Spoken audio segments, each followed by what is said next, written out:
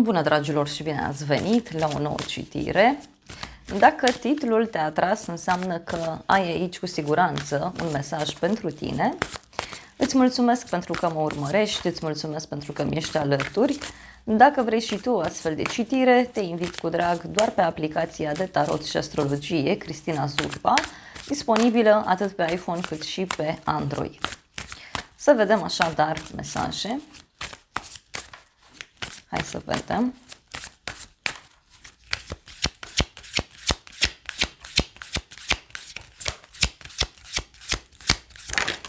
Bun.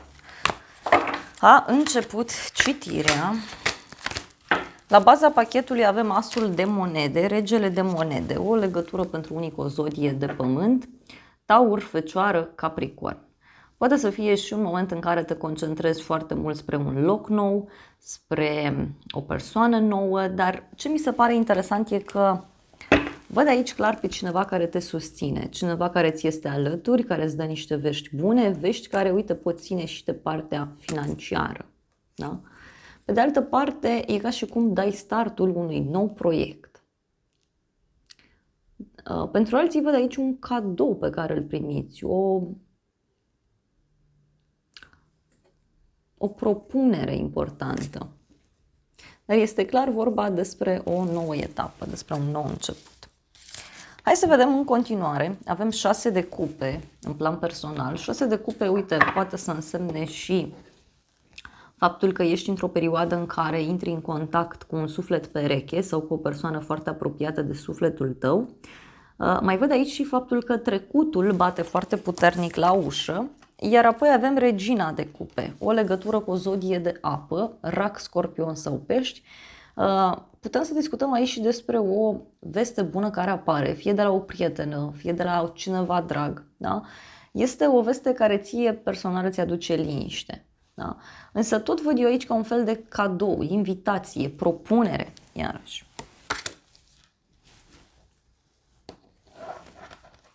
Hai să vedem 6 de cupe. Da? Uite, avem iubirea. Poate să fie o persoană dragă ție, da? O persoană care se întoarce în viața ta. Sau aici poate ai avut o discuție în legătură cu o întâlnire. Întâlnire de dragoste pentru unii. Mai vreau o carte.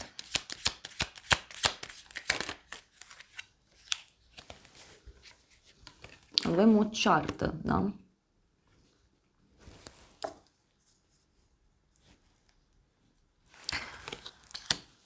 O discuție în contradictoriu privind o situație din trecut, da? Sau privind o situație încurcată. Apoi avem regina de cupe. Ia să vedem noi cei cu regina de cupe. Pentru că este aici o persoană darnică, iubitoare, da? Și avem așa, tandrețe și victorie. Da, deci, uite, o veste bună aici, o veste apropiată de sufletul tău care apare și care are legătură fie cu o poveste de iubire, fie are legătură cu o persoană care ține sincer la tine, cineva care are sufletul deschis către tine. Mai vreau o carte.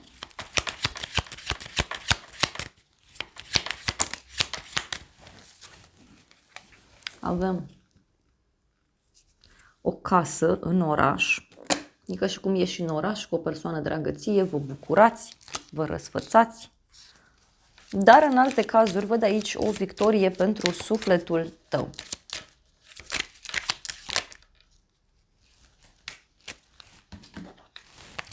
Avem așa, plăcere, divertisment și hoțul. Da, deci poate fi un moment în care zici, uite, las totul baltă și mă duc să mă relaxez, mă duc să mă simt bine. Apoi, în plan profesional sau financiar, avem arcana majoră nebunul, care înseamnă o eliberare, înseamnă o veste bună, înseamnă o veste pe care ai aflat-o și care poate ți s-a părut foarte ciudată, total nebunească, dar mai văd și foarte mult curaj pe care îl ai spre a merge într-o altă direcție, da? Spre un nou început.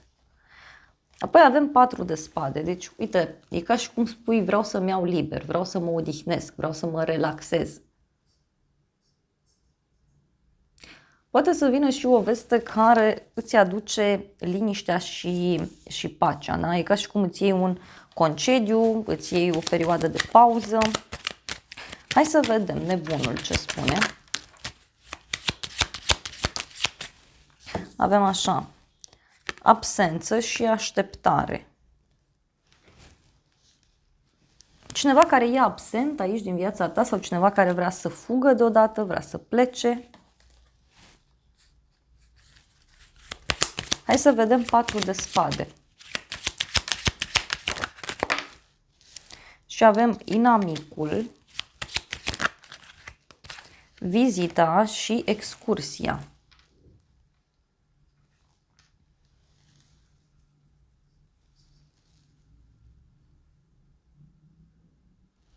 Nu știu, cineva care își dorește să se întâlnească cu tine. Poate e cineva care parcă te așteaptă așa după colț.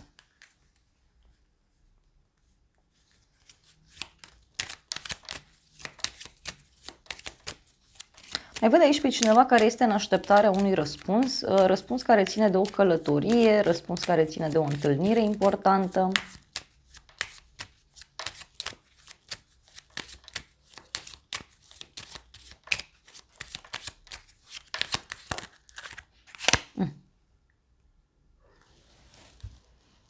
Poate avea legătură și cu o persoană aici care are o problemă de sănătate în unele cazuri sau cu cineva care simte nevoia de odihnă, de liniște. Ia uite, avem împăcare, capcană. Deci parcă e cineva care revine în viața ta sau încearcă să revină în viața ta.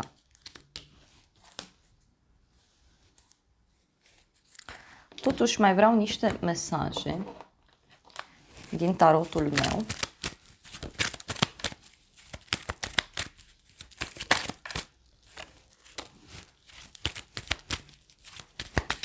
Avem ești lăudat, onorat, veste bună, ceartă și companie plăcută.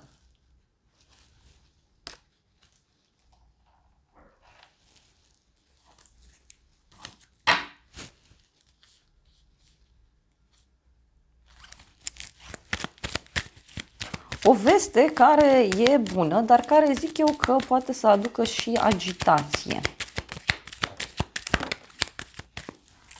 Și avem scrisoare, da? Și lacrimi.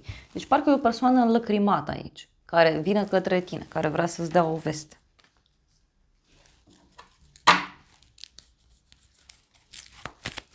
Mai vreau o carte.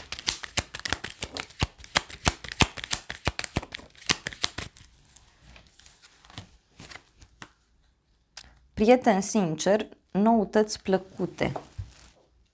Deci e cineva aici care ține sincer la tine și care, uite, îți dă niște vești. Și au legătură cu un sfârșit. Poate ai aflat despre vestea asta și ești pus pe gânduri. Să vedem surpriza. Surpriza e roata destinului 2 de bâte. Surpriza are legătură cu un drum lung sau are legătură cu amânare, are legătură cu ceva ce este pus pe pauză. Da? Este cineva aici care pune lucrurile în mișcare. Și avem așa, militarul și surpriza. Da, deci aici surpriza poate avea legătură cu o persoană cu uniformă care ia o hotărâre. Este o hotărâre importantă. Pentru alții văd că are legătură surpriza și cu o hotărâre pe care tu poți să o iei. E ca și cum zici, uite, îmi impun regulile acestea. Știu foarte bine ce am de făcut. Dar, uite, a ieșit și casa, da? Deci poate e ceva legat de o casă străină. Sau poate e ceva legat de un loc nou. Ia să vedem 2 de bâte, ce spun. Avem cadou. Deci un cadou. Și vorbe dulci. Da? Deci surpriza aici are legătură cu un cadou, nu știu, din străinătate sau cu un cadou care vine de undeva de la distanță. Poate e vorba de un pachet, un colet.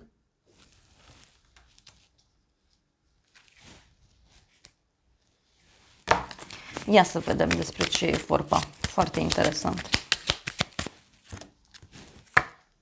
Bucurie mică, să nu disperi. Deci surpriza e că apare o veste care pe de o parte e bună, da? Dar doar că eu așa simt că e o hotărâre care nu ține de tine. Mai vreau o carte.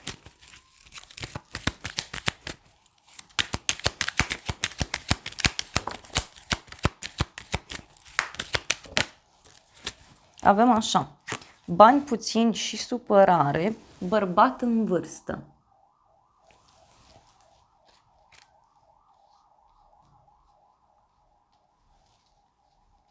O persoană aici supărată sau cu niște probleme financiare, care ia o decizie bruscă. Da? Decizia asta o să te surprindă destul de mult. Și să vedem ce e cu doiul de bâte.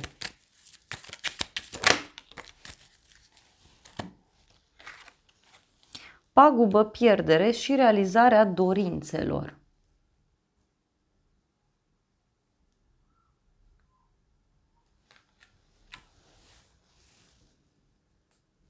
Surpriza, uite, eu cred că are legătură cu ceva care se sparge, ceva care se închide, dar care în același timp îți aduce eliberare. Da? Pentru că, uite, eu văd totuși un noroc neașteptat. Cineva vrea să te revadă.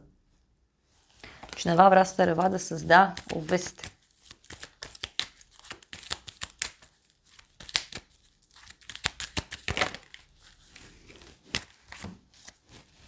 Și avem persoană vicleană și boală. Deci surpriza poate are legătură cu cineva care, știu eu, nu-și vindecă o problemă sau are o problemă veche care, uite, acum îl poate aduce la pierdere. Hai să vedem ce spune și oracolul în această situație. Da? Că e clar vorba despre o hotărâre aici care ține de o energie masculină. Este o hotărâre bruscă, zic eu, care va pune pe pauză ceva sau e ca și cum te pune pe gânduri. Ia să vedem o carte. Surpriza. Surpriza avem așa. O persoană timidă cu potențial limitat. Iubire adevărată, conexiune pură, o întâlnire. Deci poate ai pe cineva în jurul tău care poate are o problemă în dragoste, poate nu are suficientă încredere în forțele proprii și care vrea să se întâlnească cu tine. Da? Și avem comunicare, mesaje, apeluri telefonice. Și e o persoană aici care se simte lăsată deoparte. Mai vreau o carte.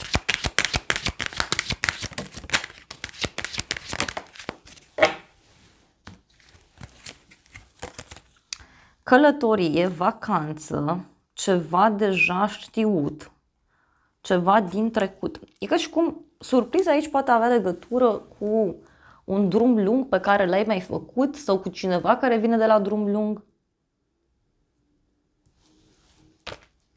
Cu o plecare a ta undeva la drum lung. Mai vreau o carte.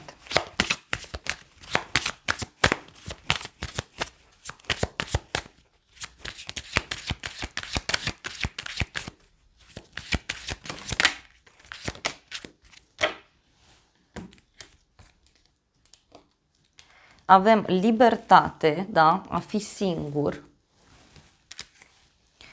călătorie îndepărtată sau ceva pe termen lung și o nouă persoană, o nouă iubire. Deci e ca și cum pleci într-un loc vechi, da, și acolo îți găsești un nou început. Foarte interesant. Da?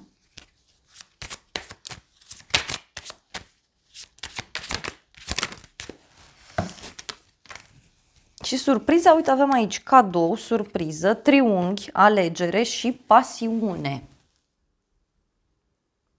Da? Surpriza poate avea legătură și cu o alegere pe care o ai de făcut. Este o alegere foarte importantă, simt eu. Dar nu sunt lucruri care țin de tine, da? E o hotărâre care, nu știu, pe care șeful o ia în general sau cineva cu autoritate asupra ta. Hai să vedem ce zice oracolul ăsta. Deci e o schimbare de destin, zic eu.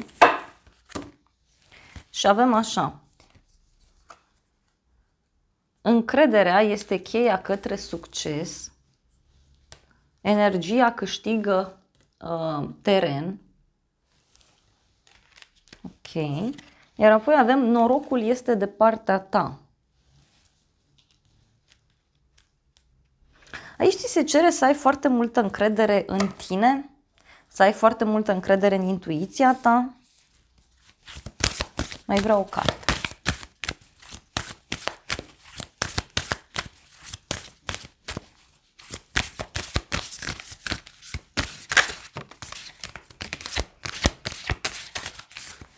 Și avem așa, nu lăsa trecutul să te tragă înapoi, fă prima mișcare. Deci e ca și cum ți se recomandă să nu repezi ceva din trecut.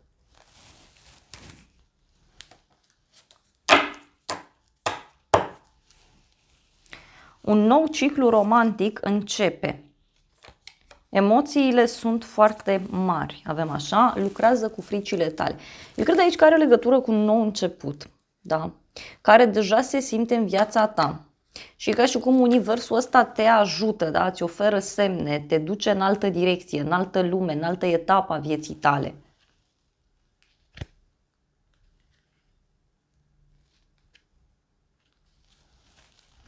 Hai să vedem ce zice și oracolul ăsta.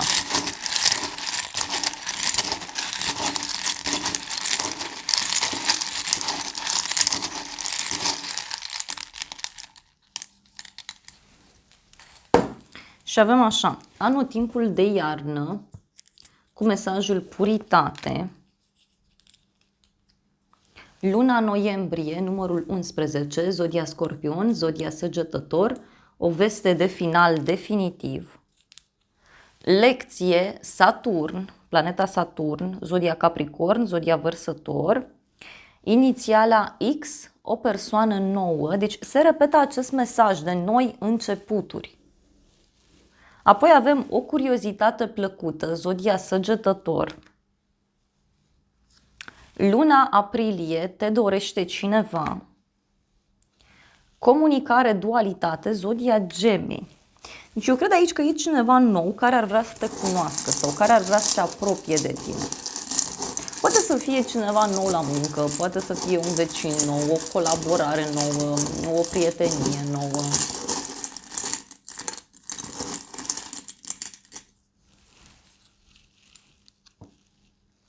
Avem așa, în viitor, eliberare, casă străină, elementul foc, împăcare, grijă, cifra 6, cifra 4, prieten sincer, telefon, inițiala T, diferit, cifra 9. Da, deci e o persoană diferită, este o persoană nouă care apare, repet, în viața ta și care schimbă destul de mult lucrurile. Deci totul ia o altă întorsătură în acest caz, e clar.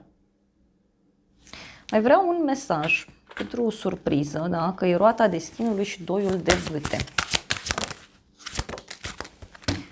Avem așa, prieten și dușman, interesant, deci a ieșit câinele și cu șarpele. E ca și cum se întoarce roata. Cineva care se întoarce la 180 de grade. Avem inelul, grădina, norocul. Sau poate să fie un prieten care se simte atras de tine, care vrea să te cunoască mai bine. Dar totuși văd aici și o persoană vicleană. Hai să vedem. Încă o carte.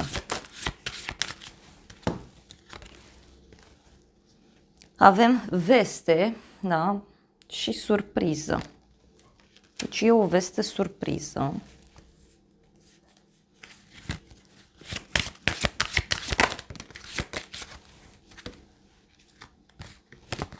Muntele și cartea.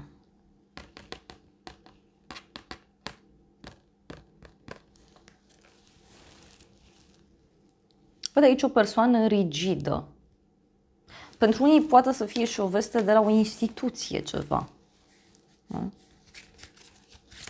Mai vreau o carte.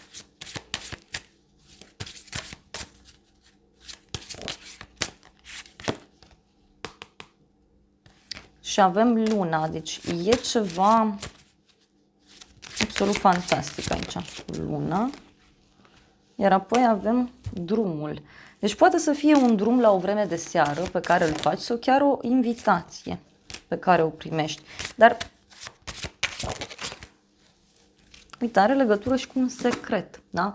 Nu știu, afli de un dușman sau cineva e pedepsit, cineva care, uite, și-a încercat norocul. Cineva care a riscat, da? Afli un adevăr despre suferința cuiva, cine știe. Dragilor, acestea au fost previziunile de această dată. Eu vă mulțumesc pentru prezență, vă îmbrățișez cu drag. Sper din suflet să vă fie de folos informațiile și să ne revedem cu bine și data viitoare. Eu vă doresc să aveți parte de o zi sau de o seară cât mai frumoasă.